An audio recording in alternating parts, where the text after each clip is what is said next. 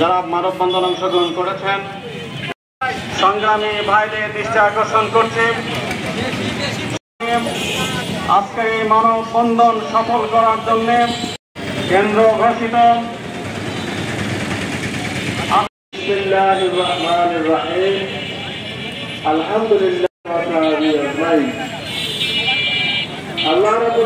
পরিস্থিতি হয়েছে। আল্লাহর ইচ্ছা থাকলে সম্মানিত উপস্থিতি আমাদের মাঝে উপস্থিত আছেন দুই আসনের সংগ্রামী,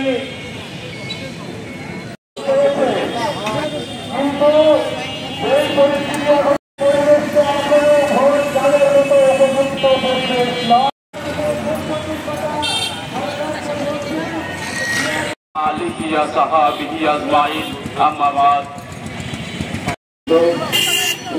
জেলা সংগঠন কর্তৃক আয়োজিত আজকের মানব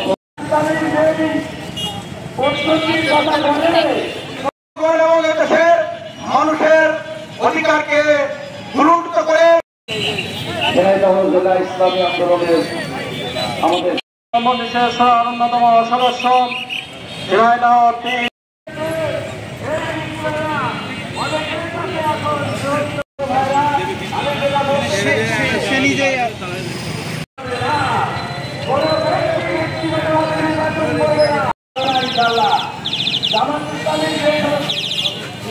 এমপি প্রার্থী জনাব অধ্যাপক আলিয়াদুল মোহাম্মদ আবু বকর।